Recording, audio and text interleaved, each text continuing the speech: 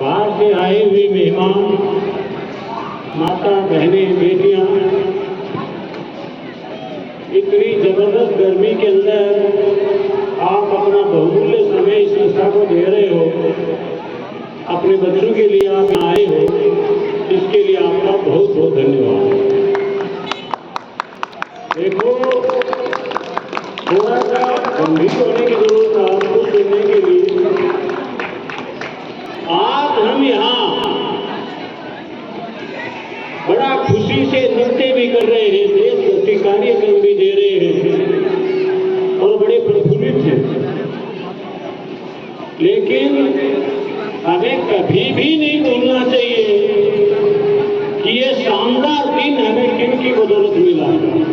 मैं कुछ घटनाएं आपको छोटी छोटी सुनाता हूँ। अजमेर में एक जेल है, जेल 30 बाई 40 फीट उसका घेरा है और उस जेल के अंदर 100 से भी ज्यादा भारतीय देशभक्तों को आजादी से पहले कैदियों के रूप में रखा जाता है। ध्यान गंभीरता से सुनना, मैं कोई सामान्य बात नहीं कह रहा हूँ, बहुत गंभीर विषय है। 30 बाई 40 की कोठरी, जमीन के अंदर कोई खिड़की दरवाजा नहीं, सिर्फ ऊपर से कुछ इंगल लगाई हुई थी। उस इंगल के अंदर से 24 घंटे में, ध्यान से सुनो, 24 घंटे में सिर्फ एक बार उन देशभक्तों को कई दिन की बची हुई बासी रोटी 24 घंटे में एक बार फेंकी जाती थी अंदर। उनको फ्रेश होने के लिए कोई जगह उपलब्ध नहीं थी। वो लेटरिन पेशाब भी उसके अंदर करते थे, लेकिन वो परवाने, वो दीवाने कभी झुके नहीं। उन्होंने देश की आजादी के लिए अपने आप को इतनी जबरदस्त पीड़ा में रखना मंजूर किया, लेकिन झुके नहीं। आपके सामने सुभाष चंद्र बोस की तस्वीर लगी हुई है। ऐसा भी कभी कोई होने वाला नहीं है। ये ऐसे होते हैं ना, भूतों न भविष्य की, जल्दी ऐसे पैदा नहीं होते, कई हजार वर्षों में ऐसे सूरमा जन्म लेते हैं। अंग्रेज राजी खुशी नहीं गए। 1857 से लगातार हमारे देशभक्त प्रयास कर रहे थे, लाखों लोग हमारे मरे थे, हमारे पूर्वज, लेकिन अंग्रेज तब गए जब उनको पता चल गया कि अब तुम्हारी खैर नहीं है। और वो दीवाना परवाना था सुभाष चंद्र बोस। इसने जर्मनी के अंदर हिटलर के द्वारा गिरफ्तार किए गए भारतीय सैनिकों को आजाद हिंद फौज के रूप में कन्वर्ट किया और उनको देश के लिए लड़ने भेजा। खुद ने उनका नेतृत्व किया। अंग्रेजों को पता चल गया, समझदार बहुत होते हैं अंग्रेज, कि अब हमें बख्शा नहीं जाएगा, क्योंकि सुभाष चंद्र बोस ने सेना का गठन कर लिया। पता है आपको क्या दुर्गति हुई थी सुभाष चंद्र बोस की? मरने के बाद भी उसके झूठे झूठे हम सुनते हैं, टोक्यो से जहाज उड़ी थी, वो जहाज क्रैश हो गई, उसको रूस के अंदर मारा गया था सुभाष चंद्र बोस को। और किन्होंने मारा आपको बताने की जरूरत नहीं है, हमें सही इतिहास कभी नहीं पढ़ाया जाता। इधर भगत सिंह है, ये इनसे भी कुछ आगे। घर में इसकी दादी चाह रही थी मैं पोते की बहू के दर्शन करूं, और पोता मैं शादी करने के लिए नहीं आया, मैं तो अपनी मातृभूमि के लिए अपनी बलि दूंगा। सगाई वाले आए हुए हैं, दादी इंतजार कर रही थी, पोते की बहू आएगी, उसके मुंह दिखाई डालूंगी। ये बंदा निकल गया घर से, इसको कुछ और ही करना था। शादी तो दुनिया करती है, भारत की जनसंख्या बढ़ाने का काम तो दुनिया कर रही है, लेकिन इसने घर त्याग दिया और किसके सानिध्य में गया? चंद्रशेखर आजाद के सानिध्य।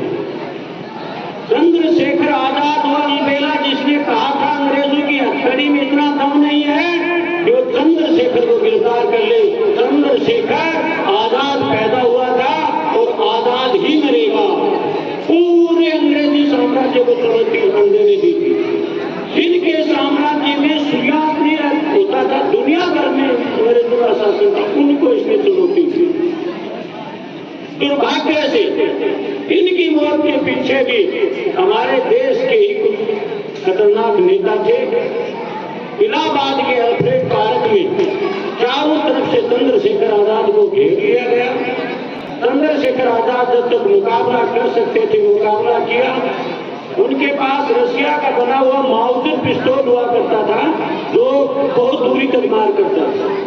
लास्ट में उस दीवाने ने, उस परवाने ने अपनी कनपटी में पिस्टल लगाया और गोली मार जो पिस्टल में बची थी अपनी खोपड़ी में उतार ली अपना वचन पूरा करने के लिए। और उस पेड़ आज भी अल्फ्रेड पार्क के अंदर इलाहाबाद में कर्ण सिंह जैसे फौजी हो सकता गए हो कभी, और पेड़ के पास भी चंद्रशेखर आजाद ऐसे खड़े के खड़े ही रह गए। हाँ, निकल गए, खड़े रह गए। लगभग 15 मिनट तक इन पर गोलियां बरसती रही। गोली बरसाने वाले कौन थे? हमारी भारतीय अंग्रेज के सैनिक, पुलिस के सिपाही, और एक शीशराम नाम का सिपाही था। उसने आखिर में चंद्रशेखर आजाद के टखने में भी गोली मारी थी। क्या मिला इन देश बच्चों को? इनकी क्या हालत बनाई है हमने। और आज हमारे बच्चे कहाँ हैं, क्या कर रहे हैं, किस हालत में हैं? 15 अगस्त 26 जनवरी 2 ही उत्सव होते हैं, इन पे आना होता है, इनको बढ़िया तरीके से मनाना होता है। और आपके बच्चे कहीं शहरों में भेज रखे, कहीं भेज रखे, फिर रहे हैं ऐसे, फोन दे रखे छोटे छोटे बच्चों को। आज हमें फोन की जगह हर हम देश के बारे में सोचना जरूरी है। हमारे लिए राष्ट्र प्रथम होना चाहिए। बचाओ अपने बच्चों को। आप अगर समझदार हो, चौकन्ने हो, जागरूक हो, फोन काम में तो लेना ही नहीं है, छूने भी मत दो अपने बच्चों का अगर भविष्य चाहते हो। बहुत दिक्कत आने वाली है। आज से लगभग 18 साल पहले इसी मंच से मैं बोला था, ऐसा समय आने वाला है कि पैड फोन को कोई पूछने वाला नहीं मिलेगा, सब्जी से भी सस्ता हो जाएगा। आज एक एक 1.5 साल के बच्चे को फोन दे देते हैं, लगा रहता है। क्या उसकी हड्डियों की हालत होती होगी, क्या उसके दिमाग की हालत होती होगी। हम अपनी सुख शांति के लिए हम आराम से सो जाएं, इसलिए बच्चे को फोन दे दो। वो उसके बहुत बड़ा षड्यंत्र और घोटाला है अगर आप ऐसा कर रहे हैं। आपका समय, आपका ये कालखंड, आपकी युवावस्था, आपको पता नहीं है देश को इसकी कितनी जरूरत है। आज कर्ण सिंह बता रहा था, मैंने सुना इनके मुंह से, ऑपरेशन सिंदूर। अरे 22 मिनट के अंदर, ध्यान से सुनो, 22 मिनट के अंदर 9 और 10 मई को 2025 को पाकिस्तान की हालत वो बना दी थी भारतीय फौज ने जो सदियों तक याद करेगा पूरा विश्व। और अमेरिका ने ना पाकिस्तान के अंदर परमाणु बम रख रखे अपने, उनके भी गेट के सामने हमारी ब्रह्मोस मिसाइल फूटी है जाके। तब वहां अमेरिका वालों की आंख खुली है, भारत की क्या हो गया, ये भारत आज इतना कहां पहुंच गया। चाइना के फाइटर प्लेन, अमेरिका का F-16, सब के सब धराशायी रह गए। और भारतीय फौज को नए के बराबर नुकसान होने दिया और बढ़िया ठीक निशाना पाकिस्तान पर लगाया। पाकिस्तान की कांच बाहर आ गई, कांच। और तब उसने अपने बाप से कहा, हमें बचाओ, ये तुम्हें भी मारेगा। परमाणु बम जहां रखे हैं उसके गेट पे मिसाइल पटक दी है। ऐसे ही थोड़ी नाराज है ट्रंप इंडिया से। आप पढ़े लिखे लोग हो, पढ़े लिखे होने के नाते आपको ये भी पता होना चाहिए ट्रंप या अमेरिका भारत से क्यों नाराज है। हमारे डोर सेक्टर पर कब्जा करना चाहता हो, हमारी खेती पर और हमारे पशुपालन पर। अमेरिका के अंदर ऐसा चारा बना रखा उन्होंने, वो गायों को खिलाते हैं, 90-100 लीटर दूध देती है। और उस चारे के अंदर मीट खिलाया जाता है, मांसाहार दिया जाता है। अब हमारे यहाँ बहन बेटियां माताएं दूध देती 70 रुपये लीटर, वो अमेरिका का दूध आ जाएगा 25 रुपये लीटर बिकेगा। यहाँ खा जाएगा हमारी अर्थव्यवस्था को पूरी तरह से। 1991 में डंकल का नाम सुना होगा, जो मेरी उम्र के हैं उन्होंने, डंकल प्रस्ताव 1991 में। उसका ये था कि हमें बीज देने दो, भारत में बीज हम देंगे।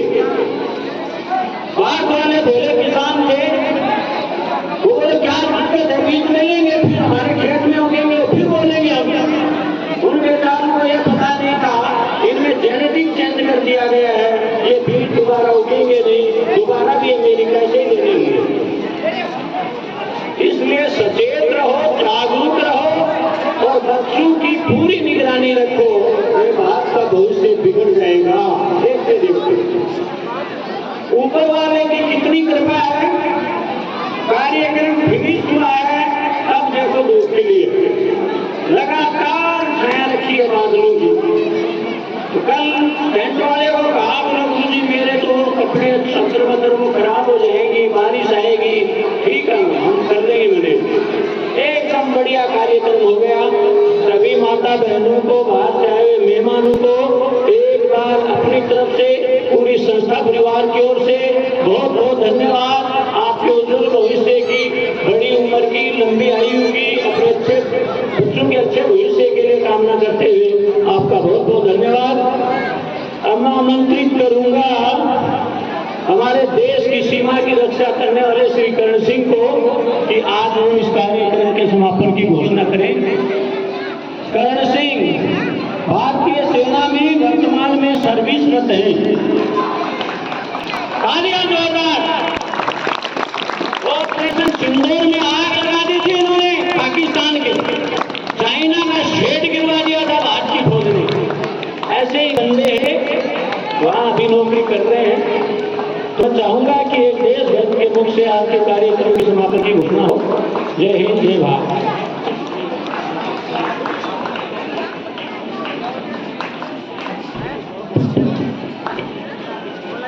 सबसे पहले मैं डायरेक्टर सर, गांव से आए हुए गणमान्य सज्जनों को, माताएं बहनें, प्यारे प्यारे बच्चों,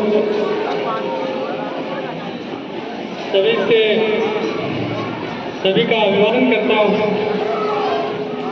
शुक्रिया अदा करता हूँ कि मुझे स्टेज पे दो शब्द जो मैंने अपनी आंखों से देखे हैं वो बोलने का मौका दिया है। ऑपरेशन सिंदूर का जो कि सबसे इफेक्टिव टाइम था वो 7, 8 और 9। तैयारियां तो लोग हमेशा तैयारी रहते हैं, पर जिसकी तैयारी 3 महीने से लगातार चल रही, 5, 6, 7, 8 और 9 हम जैसलमेर बॉर्डर पे थे। हमारा वेपन जो है, अनेक तरह के वेपन होते हैं इंडियन आर्मी में। हमारे पास जो वेपन था वो एक्चुअल लोकली नहीं किया जा सकता, लेकिन वो एक स्मर्फ होता है जिसकी रेंज काफ़ी लंबी होती है और जो एक छोटा नहीं होता है वो लॉन्च किया जाता है। हम तैयारी करते हैं 5, 7 और 8। तो रात के समय का मंजर देख के जैसे मुझे लग रहा था जैसे हम अपना पूर्वजों से सुनते हैं, पढ़ते हैं, बच्चे मतलब अपने वीडियोज में देखते हैं, जैसे कृष्ण जन्माष्टमी की रात्रि बताते हैं कि चारों तरफ से आंधी, बिजली, बारिश, वैसा मौसम उस दिन था रात का। दूर देखने से दोनों तरफ हमारी फौज ऑपरेशन था, जिससे नजर हमारे उसे एक ऐसा पहुंचा आन कर दिया। बस इन्हीं शब्दों के साथ मैं कार्यक्रम की समाप्ति करता हूँ। जय हिंद।